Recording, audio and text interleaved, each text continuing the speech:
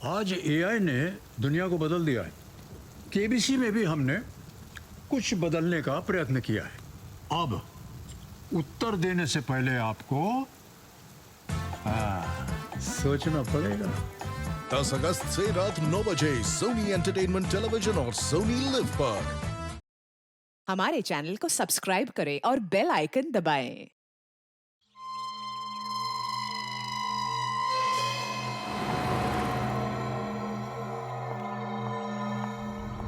Shopping करने का असली मजा तो सेल में आता है। अब एक हफ्ते की छुट्टी।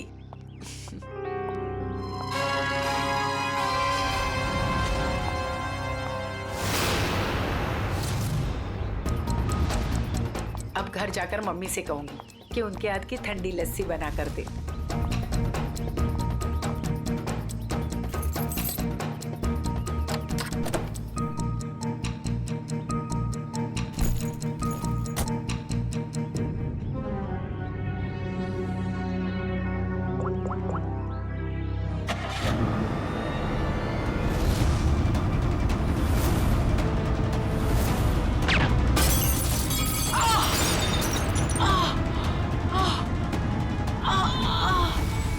सर, आज आपके लिए बहुत ही बड़ा दिन। आज आपको बिजनेसमैन ऑफ द ईयर का अवार्ड मिलने वाला है।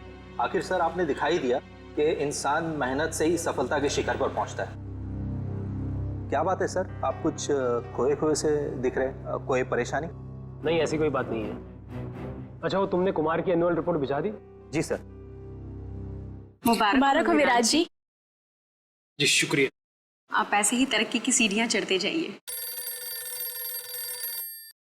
हेलो, हाँ, एक मिनट रुको। विराज जी को आज इतना बड़ा अवार्ड मिल रहा है मगर वो जरा भी खुश नहीं लग रहे। हाँ, उन्हें देख के ऐसा लग रहा था जैसे वो किसी बड़ी परेशानी में है। हाँ कहो, तुम्हारा दिमाग तो ठिकाने पे है। तुम ये डील कैसे कैंसिल कर सकते हो? छोड़ूंगा नहीं मैं तुम्हें। क्या हुआ सर? अंदर सब इंतजार कर रहे हैं आपका। ठीक है चलो। क्या हुआ? किसका फोन था? किसी का नहीं। अब वक्त है उस घड़ी का जिसका आप सबको बेसब्री से इंतजार, बिजनेसमैन ऑफ द ईयर का अवार्ड देने का वक्त आ गया है। और इस अवार्ड को देने के लिए मैं बुलाना चाहूंगा इस शहर के जाने माने इंडस्ट्रियलिस्ट मिस्टर श्याम विपुल को।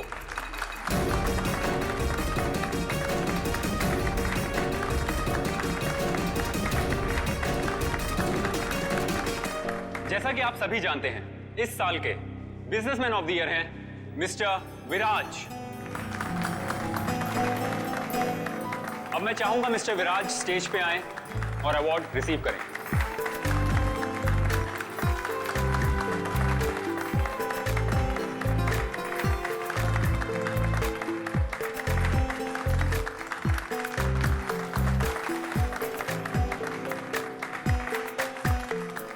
अब मैं चाहूंगा मिस्टर विराज हमारे लिए 2 शब्द कहें।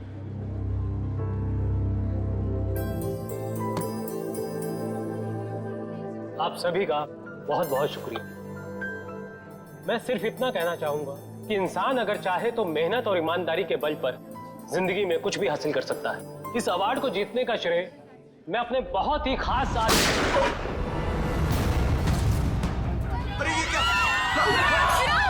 अरे गोली चली, निकला से। चलो चलो, कहीं हमें ना लग जाए। निकला से। विराज क्या हुआ तुम्हें? अभिजीत, गोली तो बाएं तरफ से चली है। बस इसका मतलब गोली चलाने वाला इसके सामने नहीं खड़ा था, साइड से गोली चलाई इसने। अगर ये यहाँ पे खड़ा होके बोल रहा था बाईं तरफ से गोली चली है, सर यहाँ कहीं पे होना चाहिए खूनी को। हाँ, पर यहाँ पर तो दीवार है अभिजीत, मतलब खूनी दीवार के सामने खड़ा था, इन सारे लोगों के बीच में। किसी ने तो सुना होगा, देखा होगा गोली चलाते वक्त। ये इधर दीवार पे मेहमान थे इस तरफ? सर 2 या 3। 2 या 3? कितने? सर 3। कौन लोग थे, कुछ याद है आपको? सर गोली की आवाज सुनकर वो लोग भाग गए, जो बचे यहीं बचे हैं। मेहमानों की लिस्ट तो होगी तुम्हारे पास? Yes sir. लाओ। Okay sir. वैसे आप लोगों ने देखा किसी को गोली चलाते हुए? नहीं सर। कमाल है, एक आदमी यहाँ पे गोली चलाता है, इनकी मौत हो जाती है, ना किसी ने कुछ देखा ना सुना, ऐसा कैसे हो सकता है? सर दरअसल हम सबका ध्यान स्टेज पे चल रहे प्रोग्राम पे था, इसलिए गोली कहाँ से आई वो पता ही नहीं चला। हाँ हाँ सचिन, यहाँ पे सारी क्लासेस बिल्कुल ठीक ठाक है, लेकिन इस क्लास पे क्रैक है। अभिजीत, ग्लास में क्रैक है, मगर ग्लास खड़ा का खड़ा ही गिरा नहीं है। ऐसा क्रैक तो तभी आएगा सर, ये ग्लास किसी से टकराए या फिर कोई बहुत जोर की आवाज हो ग्लास के पास। जरूर ये आवाज गोली चलने की है, और वो गोली इसी ग्लास के करीब से ही चली है। अंके, हाँ आजा। देख, लगता है गोली यहीं से चली है, ग्लास के पास से।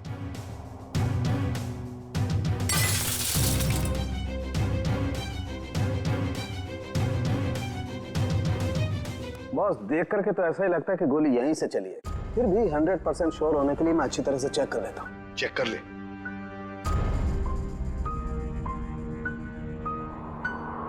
आप लोग उसे बिल्कुल नहीं छोड़ना जिसने विराज को मारा है। बिल्कुल, आपसे वादा करते हैं, जिसने भी ये किया है उसे कड़ी से कड़ी सजा दिला देंगे। तू हिम्मत से काम ले, अगर तू ऐसे करेगा तो काम कैसे चलेगा? चुप हो जा। सीआईडी से आज तक कोई भी मुझे बच नहीं पाया। आप सर, मैं शेखर, विराज का चचेरा भाई। और फिर आप? मेरा नाम आशिका है सर, मैं विराज की बरसों से बिजनेस पार्टनर हूँ सर। और सर मैं विराज जी का पीए हूँ। तो फिर आप में से किसी को भी किसी पर भी शक है किसने किया होगा ये? नहीं सर, उनकी तो किसी से कोई दुश्मनी नहीं थी। नहीं, दुश्मनी तो थी, नहीं तो कोई खून क्यों करेगा? सर मैं कुछ कहना चाहता हूँ। कहिए। सर, विराज जी का आज शाम से बहुत ज्यादा मूड खराब था। खराब मूड? उन्हें तो बिजनेस ऑफ द ईयर का अवार्ड मिला था ना, फिर भी मूड खराब था उनका। इस बात से मैं भी हैरान हूँ, इतने बड़े खुशी के मौके पर उनका मूड बहुत ही ज्यादा चिड़चिड़ा था, और फोन कॉल आने के बाद तो उनका गुस्से का पारा बहुत ज्यादा बढ़ गया। किसका फोन कॉल था? सर ये तो नहीं पता, अब विराज जी किसी से फोन पर बात कर रहे थे। तुम्हारा दिमाग तो ठिकाने पे है, ये क्या बकवास कर रहे हो तुम? तुम्हें डील कैसे कैंसिल कर सकते हो? छोड़ूंगा नहीं मैं तुम्हें। ये सारी बातें हो रही थी सर। आशिका जी, आपको पता है किस डील के बारे में बोल रहे थे? मुझे इस बारे में कुछ नहीं मालूम।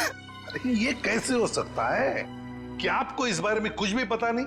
आप तो विराज की बिजनेस पार्टनर थी ना, तो आपको तो पता होना ही चाहिए। सर मैं सच कह रही हूँ, ऐसी कोई डील ही नहीं थी जो कैंसिल हुई है। ऐसा कोई डील नहीं था जो कैंसिल हुआ है, ठीक है? अब हम पता लगा लेंगे कौन सा डील था और क्या हुआ था। मयूर सर, विराज का फोन दो।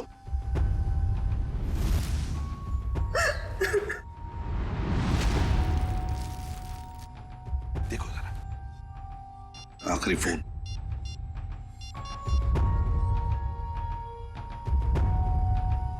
नाम तो लिखा नहीं, अनजान नंबर है। फोन लगा के देखो। फोन बंद आ रहा। फोन बंद आ रहा? अभिजीत, फोन बंद आ रहा है, इसका मतलब है विराज की मौत का जिम्मेदार ये फोन कॉल ही है। पता लगाना पड़ेगा ये फोन नंबर है किसका। मनसा, बेकार की जिद छोड़ दो ना। मम्मा प्लीज समझने की कोशिश करो, मुझे सीआईडी के पास जाना ही होगा, उनसे मदद लेनी होगी। मम्मा नहीं, मैं तुम्हें नहीं जाने दूंगी। फिर से हमला हो गया तुम पर तो। मम्मा प्लीज, मैं जो कर रही हूँ वो ठीक कर रही हूँ, लेट मी डू इट। हाँ, मैं सीआईडी के पास जा रही हूँ, क्या तुम मेरे साथ चलोगे? ओके।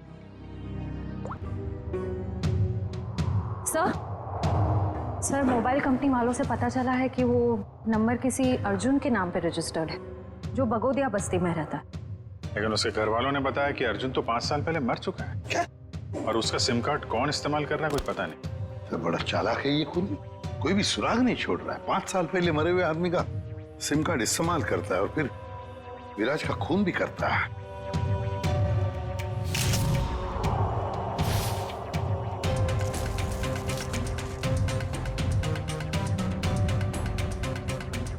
जा। हाँ। ये देखिए सर, ये देसी कट्टा मिला है इसमें से। लगता है खूनी भागते वक्त गलती से यहाँ गिरा गया। अजीब क्यों नहीं है सर, भाग गया लेकिन हथियार यहीं छोड़ गया हमारे लिए। सर प्लीज हमारी मदद कीजिए, हम बहुत बड़ी मुसीबत में हैं सर। एक मिनट, कौन है आप लोग? सर मेरा नाम मनसा है और ये मेरे बिजनेस पार्टनर है अमन। अच्छा, क्या हुआ बताइए। सर हमें किसी ने मारने की कोशिश की है सर, हमारी जान पे हमला हुआ है। किसने किया हमला तुम लोगों पर? कौन, जानते हो आप लोग? सर कुछ नहीं पता है और समझ में नहीं आता है कि हमें मारकर किसे फायदा होगा। देखिए प्लीज आप घबराइए मत, हम लोग पता लगा लेंगे। अच्छा ये बताइए कि जब आप पे हमला हुआ तो क्या आप लोग साथ साथ थे? नहीं सर, अलग अलग जगहों पे हमला हुआ, मुझ पे मेरे ऑफिस में और मंशा पे शॉपिंग मॉल के पार्किंग लॉट में हुआ सर। जी सर, कल दोपहर को करीब 12 और 1 के बीच में। कल दोपहर को? और आप लोग आज हमारे पास आए हैं? आज? कल क्यों नहीं आए? सर हम घबरा रहे थे सर, बड़ी मुश्किल से हम हिम्मत बटोर के आपके सामने आए सर। अच्छा, जिन लोगों ने आप पे हमला किया उनके चेहरे तो देखे होंगे ना आप लोगों ने? सब कुछ इतना जल्दी हुआ कि मैं ठीक से कुछ देख भी नहीं पाई। और ये देखिए, गोली मेरे बाजू में लगी। बड़ी अजीब बात है, गोली चलाने वाले ने देखा तक नहीं कि गोली निशाने पर लगी है या नहीं। सर अच्छा ही हुआ कि उसने नहीं देखा, वरना शायद आज मैं आप लोगों के सामने जिंदा नहीं खड़ी होती। सर जरूर ये किसी अनाड़ी का काम है, क्योंकि अगर प्रोफेशनल होता तो ऐसी गलती बिल्कुल नहीं करता। अमन, क्या तुम पर भी गोली चली थी? सर मेरे साथ जो हुआ वो तो बहुत ही ज्यादा अजीब था सर। हेलो। अरे नहीं यार, ऑफिस में आज अकेला ही हूँ, शनिवार था इसलिए सभी लोग चले गए। मेरा भी थोड़ा बहुत ही काम बाकी है, बस मैं भी जाने ही वाला हूँ। Okay, take care, bye bye. Bye.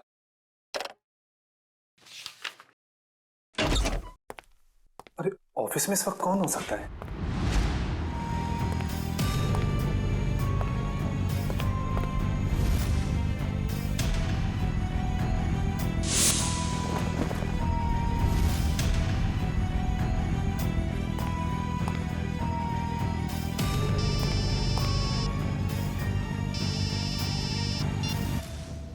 क्या कुत्ते चुकाता मैं?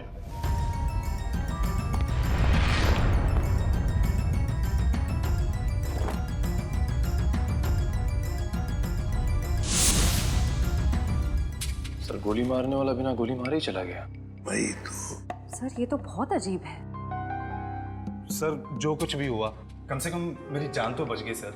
दिने, ये तो बड़ी अच्छी बात हो गई।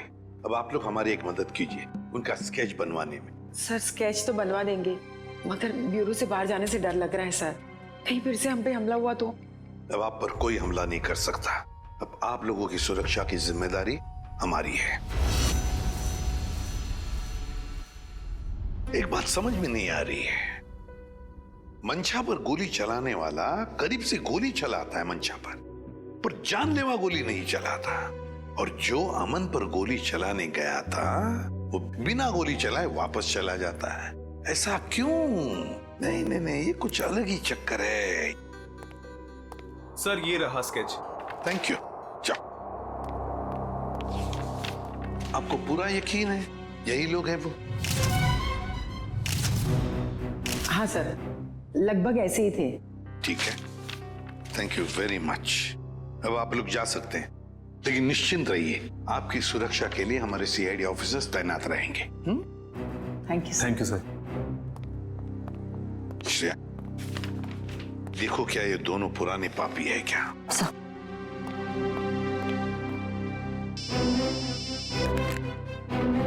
आसान के बोल। गोली उसी टेबल पे से चली थी जिस टेबल पर वो वाइन ग्लास था? ओके, ठीक है। सर? हाँ, मिल गया? नहीं सर, उन दोनों का हमारे डेटाबेस में तो कोई रिकॉर्ड ही नहीं है। कोई भी रिकॉर्ड नहीं है उन दोनों का? अच्छा, एक काम करते हैं, वो मॉल जिसके पार्किंग लॉट में मंशा पर हमला हुआ था और अमन का ऑफिस, इन दोनों जगहों के पास उस वक्त जिस वक्त गोली चली थी, उस वक्त जितने भी सेलफोन्स नेटवर्क में थे उन सब का पता लगाते हैं। पर सर ऐसे तो सैकड़ों लोग होंगे। बिल्कुल, सैकड़ों लोग होंगे, सैकड़ों फोन होंगे, मगर मुजरिम उन्हीं में से ही कोई है उन्हीं में से ही कोई है जो सबसे करीब थे उस पार्किंग लॉट में मंशा के पास, और सबसे करीब थे अमन के पास उसके ऑफिस में। उन्हीं में से ही है जो सबसे करीब थे इन दोनों के। फ्रेडी और पंकज को बोलो पता लगाने के लिए। सर, फंक्शन का फुटेज रेडी है।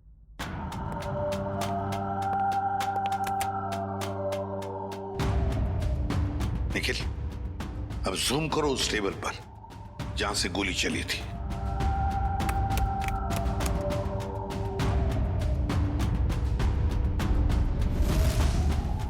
माय गॉड, सर इस टेबल पे तो 3 लड़कियां बैठी हैं। इसका मतलब इनमें से किसी ने विराज पे गोली चलाई।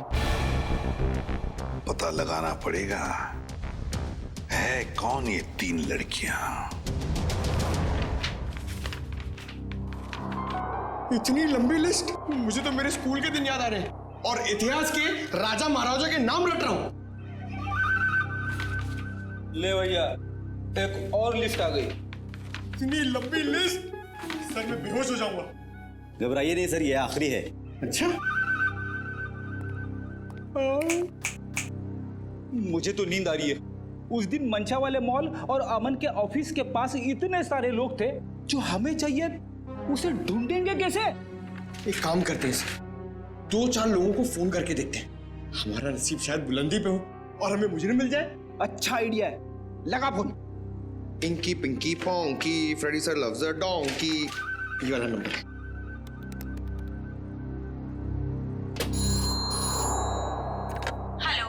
हेलो, क्या नाम है आपका मैडम? तुम्हें क्यों बताऊं? तुम्हें शर्म नहीं आती? अनजान लड़की को फोन करके परेशान करते हो।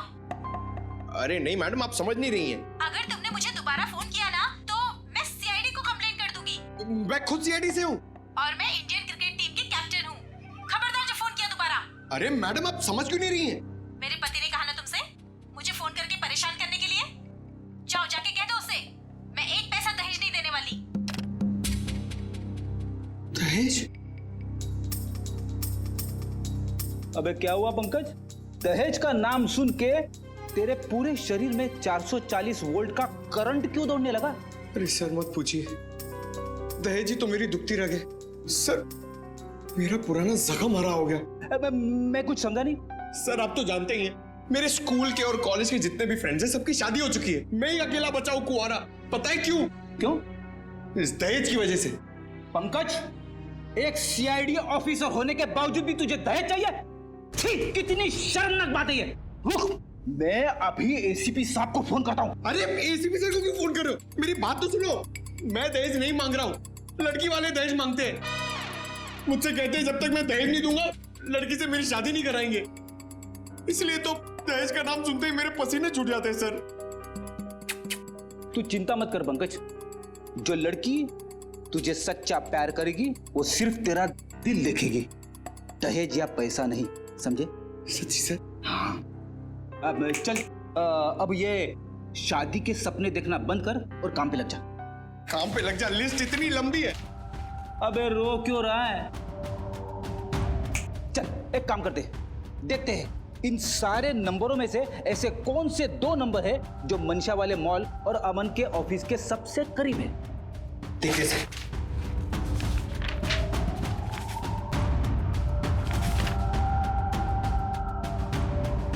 सर ये नंबर देखिए सर। सर ये मॉल से सिर्फ 70 मीटर दूर है। सर ये नंबर देखिए, ये ऑफिस से 20 मीटर दूर है सर। एक्सक्यूज मी, ऐसा आप जरा बता सकते हैं कि ये और ये 2 नंबर किसके नाम पे? एक मिनट।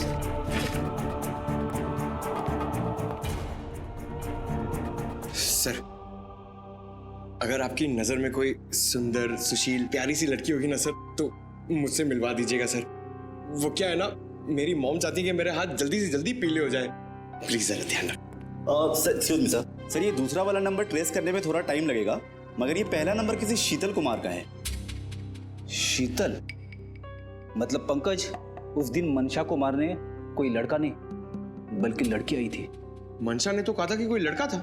ये केस तो और भी उलझता जा रहा है। एक काम करता हूं, दया सर को फोन करता हूं। सर क्यों बुलाया हमें यहाँ? अभी पता चल जाएगा। वो तीसरी लड़की कहाँ है जो इनके साथ में थी? सर उसका नंबर या एड्रेस नहीं मिला, यहाँ तक कि उसका लिस्ट में नाम भी नहीं था। उसका नाम भी नहीं था मेहमानों की लिस्ट में? तो फिर अभिजीत ये जरूर किसी और के इनविटेशन पर अंदर घुस गई और विराज पर गोली चलाकर भाग गई। क्या? उसने विराज जी को मारा? जी हाँ, और आप दोनों उसके साथ में बैठी थी, तो उसके पास गन थी, आपने देखा कैसे नहीं? सर मेरा सारा ध्यान तो फंक्शन की तरफ था। सर मेरा भी। वाह, तुम दोनों का फंक्शन की तरफ इतना ध्यान था कि तुम्हारे बगल में बैठी हुई लड़की अपना गन निकालती है, निशाना साधती है और गोली चलाकर भाग जाती है, इसका तुम्हें पता भी नहीं था। कैसे मान सकते हैं हम ये? चलिए बताइए, और क्या याद आता है उस लड़की के बारे में? सर उसने एक बड़ा सा बैग रखा था टेबल पे और शायद इसीलिए हमें गन नहीं दिखी। कहाँ पर? सर वो जो टेबल है ना, उस पे जो फूलों का गुलदस्ता पड़ा है, उसी के पास। और वाइन का गिलास बैग के बगल में ही था? जी सर था, और वो उस बैग के साथ कुछ छेड़खानी भी कर रही थी।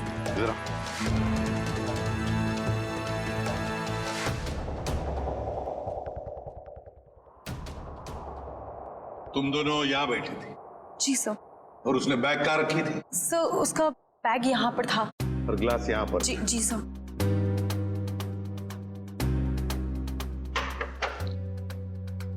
मतलब अभिजीत बैग के अंदर गन छुपा कर रखी थी। वो कह रही थी ना, छेड़छाड़ कर रही थी बैग के साथ, निशाना साधा उसने और गोली चला दी। सर उसका चेहरा तो हम देख ही चुके हैं, उसकी फोटो टेलीविजन और अखबारों में दे दें सर? हाँ, मगर उससे पहले अभिजीत सीसीटीवी फुटेज चेक करो। सर ये जो दोनों कैमरास है ये फंक्शन हॉल के अंदर के हैं और ये मेन गेट का।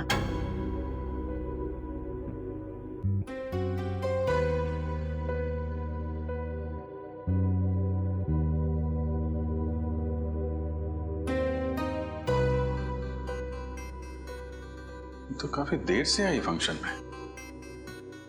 अब जरा ये मेन गेट वाला दिखाना। जी सर। सर ये तो टैक्सी में आई है। टैक्सी में? एक मिनट जरा इसको रिवाइंड करो, कैसे चलाना। पॉज। अब जरा ये नंबर प्लेट है ना टैक्सी का, उस पर जूम करो।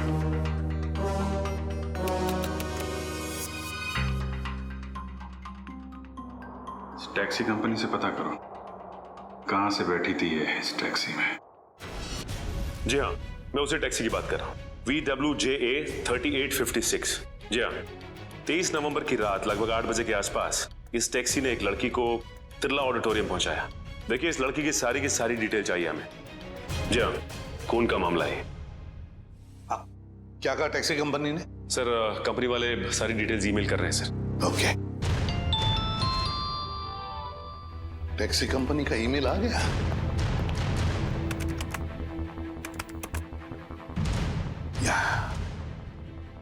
ये रहा उनका मुंबई का रोड मैप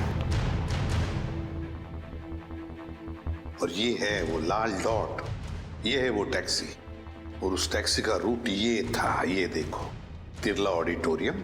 मतलब उस लड़की ने टैक्सी ज्वाला रोड से पकड़ी है, ज्वाला रोड से। बहुत होशियार है लड़की सर, इसने टैक्सी अपने घर पे नहीं बुलाई बल्कि भीड़ भाड़ वाली रोड पे बुलाई। लगता है इस लड़की का घर ज्वाला रोड के आसपास ही होगा। निखिल, काम करो, तुम और जयवंती जाओ, ज्वाला रोड जाओ और अच्छी तरह से पूछताछ करो।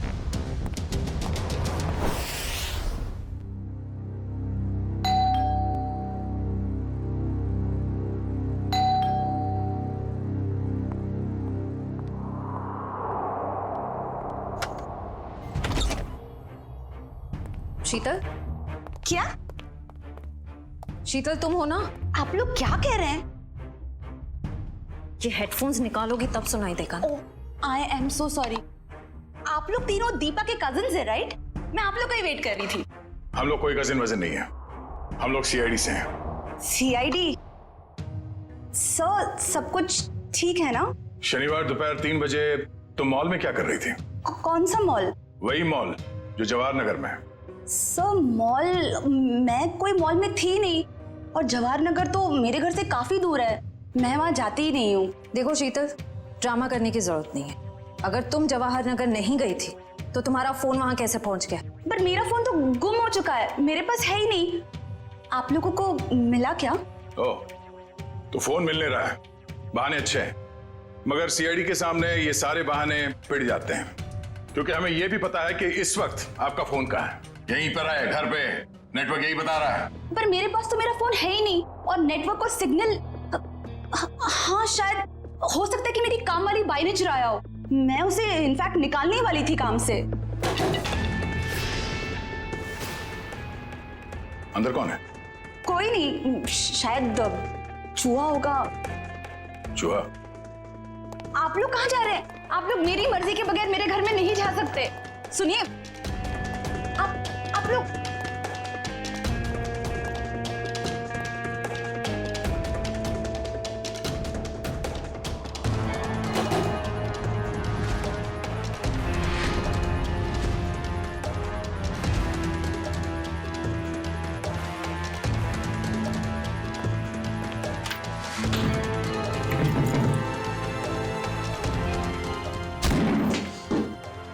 शर्म नहीं आती? ऐसे कैसे अंदर घुसे चले आते हो? अब क्या करें, आदत से मजबूर है। क्या? काफी बड़ा चूहा है, इसे खुराक की जरूरत है, हम ले जाते हैं।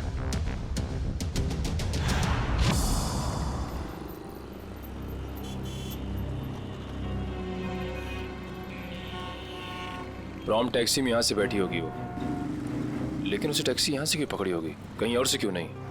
यही समझ में नहीं आ रहा है। देख भाई निखिल, तेरी समझदारी जरा मैं हिला देती हूँ। तुझे पता है, एक आदमी जब सजदर जाता है तो वो बाहर टहलने निकल पड़ता है। सजने के बाद टहलने क्यों लगता है?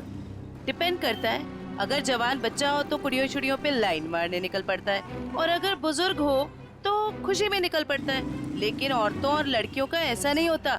तुझे नहीं पता? नहीं। लड़कियों के बारे में कुछ तो पता होगा। वो कुछ भी नहीं पता? नहीं।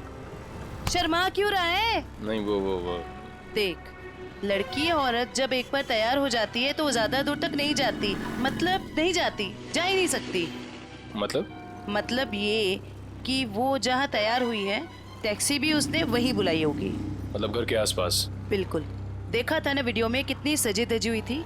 अब इतना मेकअप और लिपस्टिक उसने होटल में बैठ के नहीं किया, घर पे किया होगा। उसका घर यहीं कहीं आसपास होना चाहिए। अब एक बात मैं आपको बताता हूँ, लड़कियों के बारे में? नहीं, बंदा जा रहता है, अक्सर दवाई वगैरह वहीं आसपास से लेता है। होशियार है तू। वो तो चल ढूंढे उसे। एक्सक्यूज मी जी, हमें कुछ चाहिए। प्रिस्क्रिप्शन दिखाओ। ये क्या है? ये प्रिस्क्रिप्शन है। ध्यान से देखो जरा। बात क्या है? देखो, हम सीआईडी से हैं। ये फोटो ध्यान से देखो और बताओ, तुमने पहले इसे कहीं देखा है? तो मेरी? ये तो मेरी। नहीं, मेरी कुछ नहीं लगती। ये तो वही है ना? अरे देखना, ये वही है ना? अरे हाँ, ये तो वही है, 11 नंबर बंगले वाली। 11 नंबर वाली? हाँ, 11 नंबर पे रहती है, घर से फोन करती है। बहुत बार घर पे दवाई भेजी हमने इसकी। क्यों, बीमार है क्या? नहीं, हट्टी कट्टी है। 11 नंबर वाली।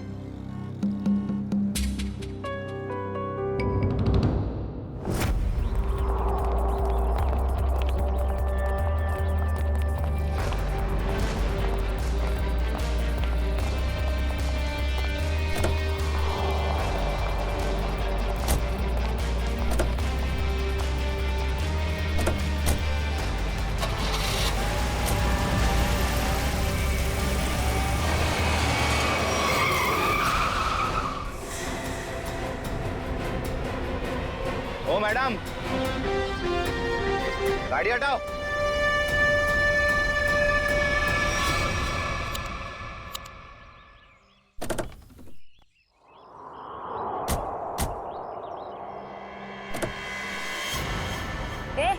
क्या बदतमीजी है? चल गाड़ी हटा। अगर यहाँ बदतमीजी नहीं पसंद तो सीआईडी ब्यूरो चलो, वहां कर लेंगे थोड़ी बदतमीजी। सीआईडी?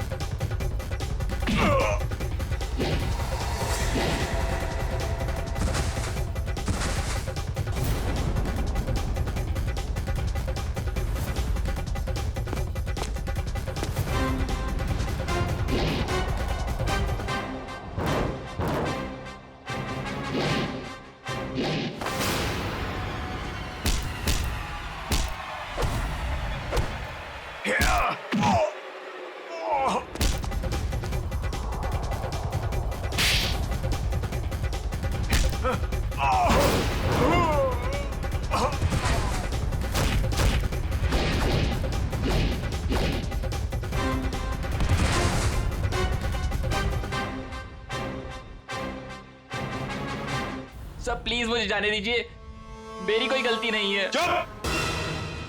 पैसे लेकर लोगों को मारते और कहते हो तुमने कुछ नहीं किया। किसने कहा था तुम्हें मंशा और अमन को मारने के लिए? प्रीतम ने। कौन प्रीतम? वो बड़ी पार्टियों से सुपारी का कॉन्ट्रैक्ट लेता है और हम जैसे लोगों में बांट देता है। मुझे मंशा को मारने के लिए कहा था उसने, और मेरे दोस्त रिंकू को अमन की सुपारी दी थी। मतलब पैसे लेकर लोगों को मारने का पूरा नेटवर्क ये प्रीतम चलाता है। और फिर मंशा और अमन को मारने के लिए प्रीतम को किसने कहा? प्रीतम को किसने कॉन्ट्रैक्ट दिया था? सब विराज ने। विराज? सर इसका मतलब विराज, मंशा और ये अमन का केस आपस में जुड़ा हुआ है। हाँ, पर मजे की बात यह है सचिन कि विराज ने प्रीतम को कॉन्ट्रैक्ट दिया मंशा और अमन को मारने का, और फिर विराज का ही खून हो गया। सर कहीं ऐसा तो नहीं कि अमन और मंशा ने मिलकर विराज को मरवा दिया हो? तो फिर मंशा और अमन हमारे पास क्यों आते? अच्छा, ये तुम्हें सुपारी मिली थी ना मंशा और अमन को मारने की, तो फिर तुम और तुम्हारे दोस्त नाकामयाब कैसे हो गए? नाकामयाब नहीं हुए थे सर, प्रीतम ने आखिरी वक्त पर सुपारी कैंसिल कर दी थी। प्रीतम ने आखिरी वक्त इन दोनों को मारने का प्लान ही कैंसिल कर दिया? क्यों? ये चक्कर क्या है? मुझे तो लगता है विराज की मौत के पीछे इस प्रीतम का हाथ है। दीपिका। जी सर। तुम्हें विराज को मारने के लिए किसने कहा था? प्रीतम ने। प्रीतम ने? सर मगर प्रीतम को किसने कहा होगा विराज को मारने के लिए? वो भी पता चल जाएगा निखिल। सर मुझे कितनी देर यहाँ रुकना पड़ेगा? क्या मैं घर जा सकती हूँ? क्यों?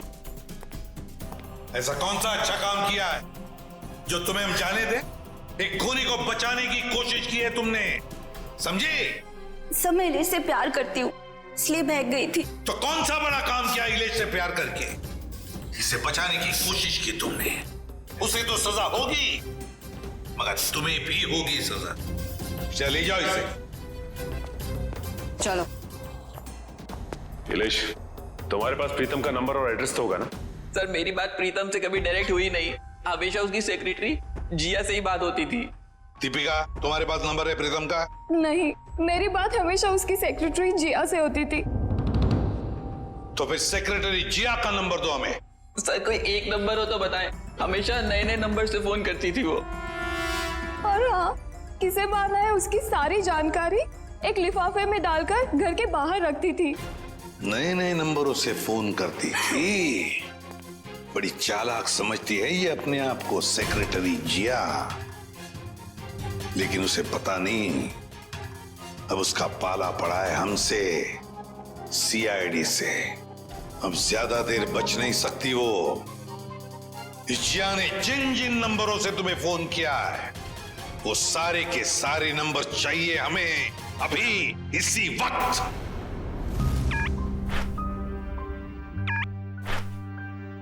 सर ये देखिए, शहर के नक्शे में जो लाल रंग के निशान दिखाई दे रहे हैं, जिया ने आज ये नंबर वहां इस्तेमाल किए हैं। ये है वो पहला नंबर जिया ने इस्तेमाल किया हुआ।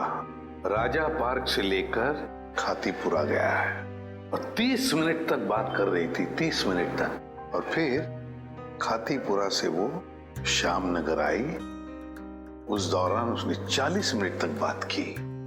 हाँ सर, और तीसरा नंबर उसने इस्तेमाल किया है श्याम नगर से क्वींस रोड के बीच, तकरीबन अब 1 घंटे बात की है सर। और उसके बाद अब ये क्वींस रोड से विद्यानगर की तरफ गई। और सर विद्यानगर में जिया के नंबर के साथ एक और नंबर है। लगता है ये नंबर प्रीतम का है श्रेया, ये प्रीतम ही है। इस प्रीतम ने बुलाया होगा जिया को विद्यानगर मिलने के लिए। लेकिन सर विद्यानगर के बाद तो जिया का मोबाइल बंद हो गया है सर। तो ठीक है, होने दो, लेकिन वो दूसरा नंबर भी तो है जिससे जिया मिली थी, उसको ट्रैक करो निखिल।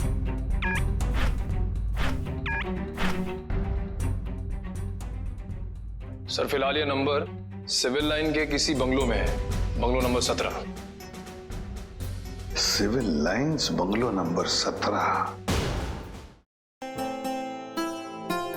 जिया, तेरी साड़ी तो बहुत अच्छी लग रही है, कहाँ से खरीदी? स्पेशली ऑर्डर देके बनवाई है। डिजाइनर है। वाह जिया, तेरी चॉइस को तो मानना पड़ेगा। 1 मिनट। मेरा एक बहुत पुराना दुश्मन है, मुझे उसे मरवाना है। आप दाम जो भी चल लग जाए। लगता है किसी आशिक का फोन आया है। मैं प्रीतम जी की सेक्रेटरी बोल रही हूँ। आपका संदेश उन तक पहुँचा दूंगी। 10 लाख लगेंगे। अरे 20 लाख दूंगा, लेकिन वो बचना नहीं चाहिए। बहुत नफरत करते हैं हमसे। ऐसा क्या बिगाड़ा है आपका? मिल के बताता हूँ आपको। लगता है दरवाजे पे कोई आया है। मैं आपको थोड़ी देर में कॉल करती हूँ। आप? नहीं, वो मैं ही हूँ। आपसे मुलाकात भी हो गई। आप कौन है? वैसे तो मेरा नाम अभिजीत है, लोग मुझे सीनियर इंस्पेक्टर अभिजीत के नाम से जानते हैं। सीआईडी में काम करता हूँ। आप किस नाम से बुलाना पसंद करेंगी? सीआईडी का यहाँ क्या काम? अरे फोन पे बताया ना आपको। अच्छा वो, मुझे लगा कोई मजाक कर रहा है तो मैं भी मजाक करने लग गई। सुपारी का लेन देन तुम्हें मजाक लगता है? जिया, ये सब क्या चल रहा है? सॉरी गर्ल्स, पार्टी खत्म हो गई है, आप लोग जा सकती हैं। Thank you very much. चलिए चलिए। चलो चलो। आप सोच भी नहीं सकती आप कितनी बड़ी मुसीबत में फंस गई हैं। देखिए, मैं प्रीतम के लिए काम करती हूँ, लेकिन मैंने आज तक उसे नहीं देखा। वाह सर, अभी तक ये कह रही थी कि प्रीतम को जानती नहीं है, अब कह रही है देखा नहीं है। ऐसा ना हो थोड़ी देर के बाद ये कहें कि ये खुद प्रीतम है। अरे मैं ऐसा क्यों कहूंगी? मैं प्रीतम नहीं हूँ, मैं तो जिया हूँ। जरा आईडी दिखाइए अपना। ID card? हाँ, एक card, driving licence, PAN card, passport, कुछ भी नहीं है। नहीं है? ओह, जरा मैडम का बैग चेक कर लीजिए।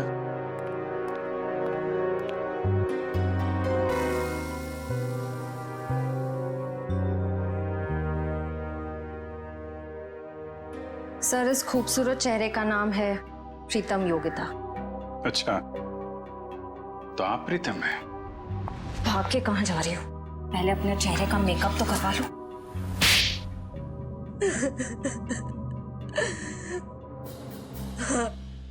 मैं ही प्रीतम हूँ और मैं ही सुपारी लेने का काम करती हूँ। आज की सुपारी किसने दी थी तुम्हें?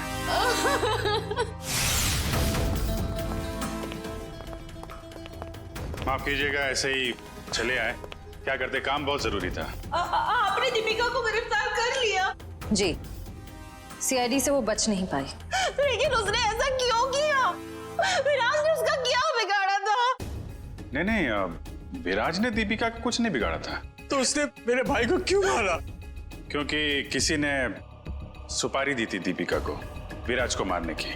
विराज की सुपारी? लेकिन विराज की सुपारी किसने दी? एक ऐसे इंसान ने दी जो इस वक्त यहाँ मौजूद है हमारे बीच में, और जो विराज की मौत पे मगरमच्छ के आंसू बहा रहा था। कौन? हाँ? शेखर, तू? भागने दौड़ने का बहुत शौक है आपको? हमारी जेल के बाहर एक बहुत बड़ा मैदान है, वहां आपका ये शौक पूरा हो जाएगा।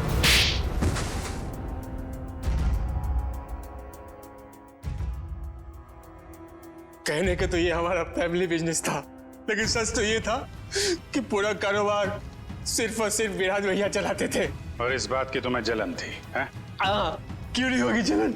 सारी प्रॉपर्टी उनके नाम पे, सारी फैक्ट्रियां, सारी इंडस्ट्री उनके नाम पे थी। भिखारी जैसा महसूस करता था, इसलिए मैंने विराज भैया के प्रतिद्वंदियों अमन और मनसा के साथ हाथ मिला लिया। और तुम तीनों का एक ही मकसद था, विराज की बर्बादी। हाँ, जब विराज भैया को एहसास हुआ कि अमन और मनसा दिन दुगनी रात चौगनी तरक्की कर रहे थे, तो उन्हें बर्दाश्त नहीं हुआ, उन्होंने दोनों की सुपारी दे दी। और इसके पहले कि वो दोनों मारे जाते, तुमने वो सुपारी कैंसिल करवा के विराज की सुपारी दे दी। हाँ, तो क्या गलत किया मैंने? विराज भैया कौन से दूध के धुले हुए थे? हाँ, वो दूध के धुले नहीं थे, लेकिन तुम्हें उन्होंने एक छोटे भाई से ज्यादा अपने बेटे की तरह समझा था। तुमने जो किया है ना शेखर, उसका तो प्रायश्चित तक नहीं हो सकता।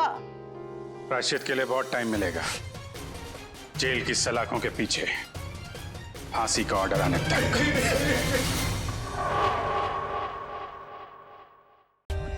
For more updates, subscribe to our channel, click the show links and enjoy watching the videos.